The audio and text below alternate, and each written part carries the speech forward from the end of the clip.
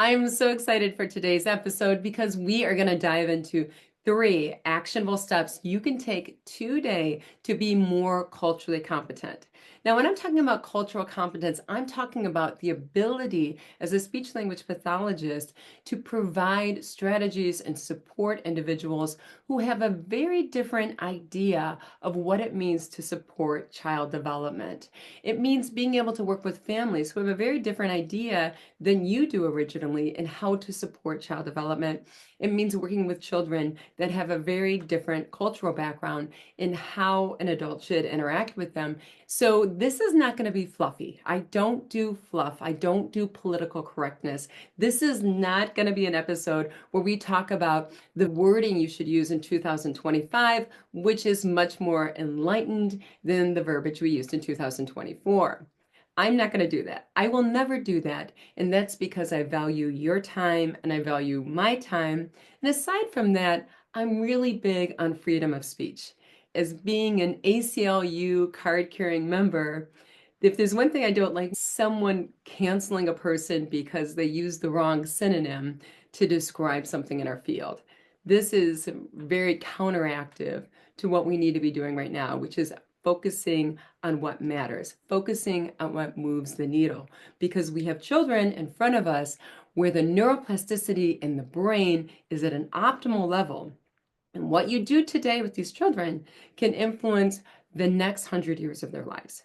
So we are not going to be wasting our time, I promise you, in talking about how we can use verbiage suggesting a more enlightened way of thinking. Instead, we're going to do something different. So let's move on to these 3 strategies. I'm going to give you a little bit of background on why we're talking about this today. One thing you should know about me is I don't care about the number of likes I get. I don't care about how popular the podcast is. I care that we're actually doing something different to evolve and to get better at what we do, because what we do is so important. When I bring something to the table, I feel like we're having coffee together and we're talking about, well, this is like what matters, right? It's going to be something that comes from my heart and something that comes from my mind and something that I've thought a lot about, which says this is a game changer when it comes to intervention. This is something that we have to struggle with and think about how we can do something different and evolve to do something better. When I'm talking about this today, I'm reading this book, and I think you would like this book if you have a lot of free time. If you don't, get the Audible version. Okay, just get the Audible version. It's not that well narrated. The person that's narrating it is okay, but it's a big time commitment. And I know that a lot of us are time impoverished right now. And the book is called The Spirit Catches You and You Fall Down, and it's by Anne Fadiman. So I'll make sure to link it below. This book, it's causing me to think about things that you just take for granted. It has a level of depth in the scholarship, in that she really goes into the details to support the claims that she's making. It's nonfiction, and I really like how it beautifully interweaves knowledge and the scholarship, but also poetry in the way that she writes. A brilliant writer, and I'm really impressed by her. I usually don't have guests on this podcast because they simply have no time to arrange a visit. But this is someone I think I am going to reach out to and see if she would give me 20 minutes of her time, because this is obviously a person of great depth that has a lot to say. You're always at the drawing board with me, alongside me. I'm 3/4 done with this book, and we got to talk about this. This is some really good stuff that we have here. So this is you. You're at my side. If you're in the CIS membership with me, we're different. We're rolling up our sleeves together and we're evolving the practice together. So CIS members are always emailing me with new ideas and new suggestions. It's this together we are a better kind of reciprocal relationship. In the same manner, if you're a podcast listener, feel free to email me, Kelly@KellyVess.com, to share with me thoughts, and then we can go deeper. Let me just give you these 3 actionable steps. So the first one, which is most important, is to know yourself. Know that you see the world. And when I say the world, you see the world of speech pathology. You see all of the intervention strategies out there. And some of those intervention strategies, they hit you intuitively as this is wrong. And some of them hit you intuitively as this is so right. Now, there's a reason for that. And that's because your upbringing has told you this is what's familiar, this is what's safe, this is what's secure, this is what you should go with. This is unfamiliar. Unfamiliar is scary from an evolutionary mindset. Unfamiliar is bad. Like, warning, warning, don't do that. That's how you're going to get mauled from the lion. Our brains are wired that way to be drawn to what is familiar, to step away from that which is unfamiliar. For instance, my mother is Finnish and my father is German Irish. I come from a highly individualistic culture. And I see that in how early on, as a speech language pathologist, I was drawn to strategies in which the child is initiating, in which the child is requesting everything, in which the child is always making choices. It's very independent focused. Our whole job is not to so much interact with the child in the interconnectedness, but it's to empower the child and to step back. So I was drawn to those evidence-based strategies, and that is kind of what I clung on to. That was my comfort zone that I became very, very good at. Now that's very limiting. And over the last 23 years, I opened up and I see the value in strategies that are more responsive in nature, in which nothing is asked out of the child. You're completely following the child's lead. I can see the value in these highly responsive strategies that are at the other end of the spectrum, in which the child's needs are sensitively being met on a moment-to-moment basis. I can see there's this everything in between, where you have research-based strategies and you have the extremely responsive strategies and you have the more directive, evocative strategies that are evidence-based. What you need to do is always, like the Bhagavad Gita says, is to have that gift of discernment in which you swallow what nourishes you and you spit out the dirt. For myself, for instance, in autism, I have a background in the floor time training. I have a background in the verbal behavior analysis training. I have a background in everything in between. Do I take it all in? No, but I do take the active ingredients in.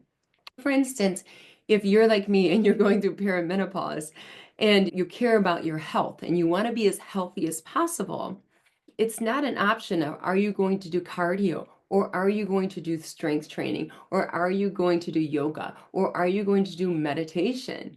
The answer is all of the above. If you want to be optimally healthy, you're not going to have a bias and jump into one area. So understanding your own biases is really important, because those biases limit what you're able to learn from other strategies. I know that I make a lot of analogies to the area of fitness, but that's because we have so much more research on how to keep the body healthy. But the brain is the same as the body. What we know about the body, where it's an all of the above proposition if you want to be healthy, it's in the brain as well. It's an all of the above proposition. When you have these biases in these areas, that's not how I grew up. So I'm not even going to do any of that. That's wrong. You are really missing out. You really want to have this holistic approach. Step one is to know your own biases and realize that you're going to be drawn to evidence-based practices that support those biases. And you are going to be pushed away, just from a neurological perspective, you are going to push away those that are foreign to you. That does not mean going to number two. It does not mean that one is better than the other. So realize that there's no better way.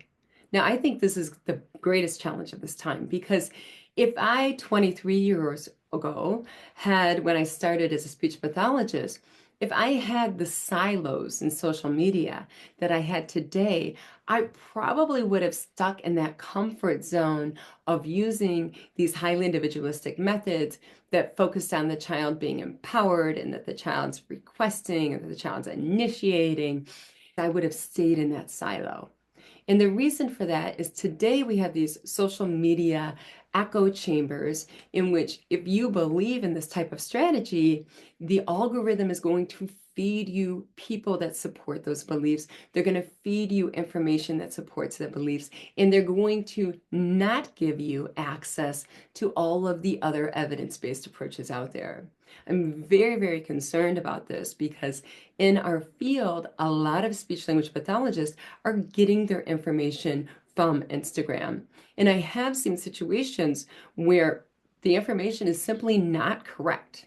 The meta-analytic risk is really not even in support of this Instagram post. And you see thousands of likes in speech therapy.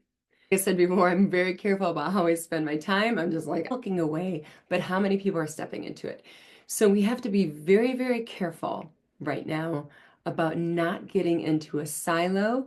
And when we're teaching graduate students today in speech therapy, they have to be really aware in the cultural competence of not thinking this approach is better than this approach. And what these therapists over here are doing is substandard. This is not being culturally competent. What we need to do is respect that there is evidence to support approach A that is very different from approach B. And those that are going to be most successful are going to take the active ingredients from all approaches. They are not going to be in a silo. If you're in a silo, you are going to limit yourself significantly in your ability to effectively work with children, to effectively work with families, and to effectively work with colleagues. You need to be an all of the above speech language pathologist who is very discerning in that you are going to take what works from every approach. Every evidence-based approach out there that is popular today, I'm just going to be real with you. There are active ingredients in there that are good. There is also junk. What you need to do is you need to, once again, Bhagavad Gita, swallow the milk that nourishes you, spit out the dirt, live life like a swan. As a speech pathologist, you have to be highly, highly discerning. Another thing that tends to happen is we're raising this highly anxious generation. And we know from evolutionary research that when people are anxious, they tend to close off to outside ideas. They tend to not travel. They tend to be more closed-minded. So we really have to be careful in teaching our next generation of speech pathologists to be open-minded to a variety of approaches. I always think of it like Robin Hood. You steal the good from all of the approaches and you put it together. You take a holistic, all of the above approach. For instance, some parents come from cultures that are interdependent or collective cultures. Now, this is just a generalization, but that you're more likely to see that with Asian cultures, Arabic cultures, Central and South American cultures. Now, this is a generalization. It's a gross generalization. What happens oftentimes is that people that come from an individualistic culture, let's say myself as a young speech pathologist, very Northern European, very individualism based, and they meet the parent of the child. I would never do this, but this happens all the time, not even knowing this parent. And what they're going to say to this parent right off the bat is, okay, what you need to do is you need to stop doing things for the child. Like you don't even know this parent. You've made the assumption that this parent is babying the child, coddling the child, doing things for the child. And this parent, they need to be like shown there's a right way. And the right way is to have the child do everything themselves. When the child cries, you need to not pick that child up. Instead, you need to have the child communicate what they want. I don't know how many children are communicating when they're having a tantrum, but often this advice is given, right? The problem with this is this idea that there's a better than. Like your approach of sensitively responding to your child on a moment-to-moment basis and not requiring them to have to talk in order to get a sensitive response, that's all wrong. And I'm going to show you the right way. So there's no better than. And what I see is I've seen many professionals meet a parent off of the street and give them the spiel about how they should parent their child. And this is wrong for two reasons.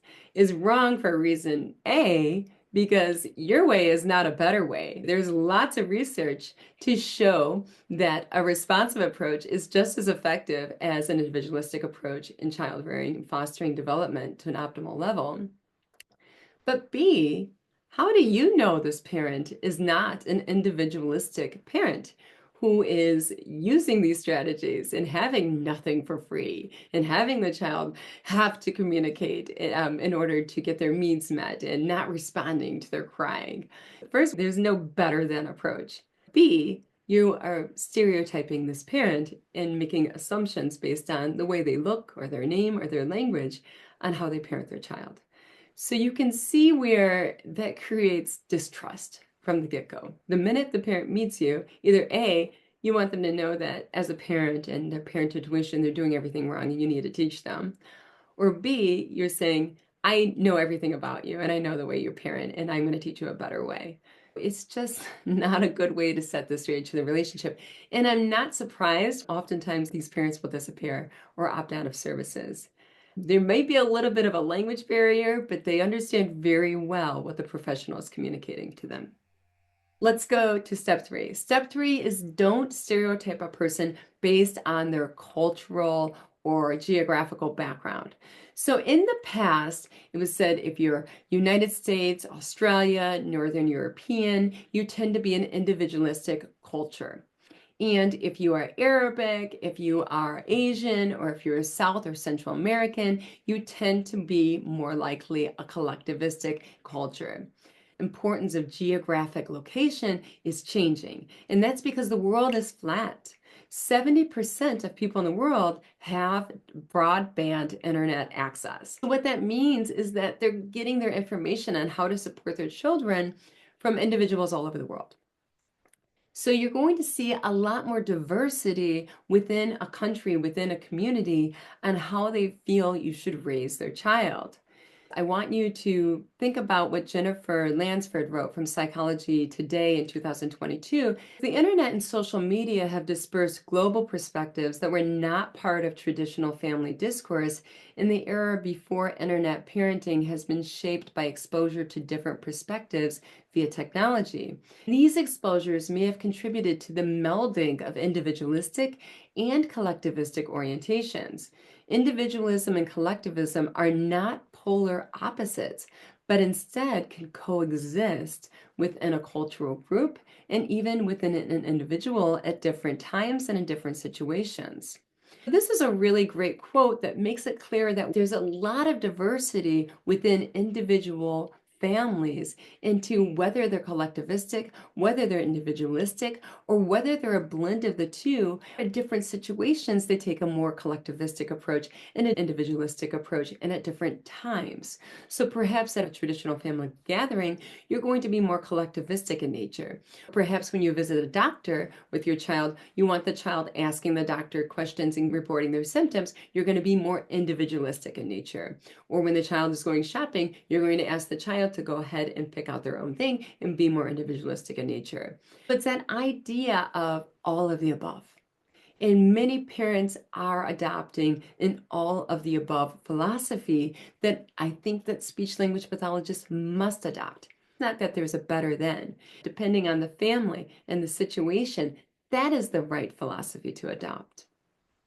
A really great way to end this article is where families are heading, is where speech language pathologists need to head. Get caught in a silo, get caught in cultural biases. You are going to end up being highly ineffective in this diverse cultural population that we're working with. To sum up these 3 steps on being culturally competent, number 1, know your own biases and know that you're looking at the field of speech pathology, the intervention strategies, the activities. You are all looking at that through a lens of your own cultural bias. Know that bias and know it well so you can take a step back and see the big picture. Number 2, There's no better than. The evidence-based when it comes to intervention strategies and supporting children are along the continuum. The more individualistic approaches, as well as the more interconnected approaches, are all evidence-based. What you need to do is be very discerning in swallowing the milk and spitting out the dirt, like the Bhagavad Gita says, like a swan. Number three, don't stereotype people based on their cultural background, based on their geographic setting. The world is flat. People are getting their information from everywhere around the world on how to support their children and in how to provide intervention. You need to do the same. You need to be able to have a toolbox that contains many different tools so that you can support colleagues, so you can support parents who have different expectations of what it looks like to support the child. It's an all of the above proposition. Everyone is right. It's our job as a speech language pathologist to bring in those active ingredients that's going to move the needle. I want to close this off with this beautiful quote that I read today from Joseph Kaufman. And it says, "We are all like waves in the ocean, each with a unique character and quality on the surface, but deep down we are eternally connected to one another and to the ocean as a whole." Think about that, for instance, when you're working with that child with autism and you have partners in their intervention and you have private speech language pathology partners who are doing something different. You have teachers who are doing something different. You have occupational therapists who are doing something different. You have ABA therapists who are doing something different. You have sensory therapists who are doing something different. You are doing something different. The parents are doing something to get different. Together, we are all waves in this ocean and we are all moving in the same direction. And we're all providing our unique superpowers.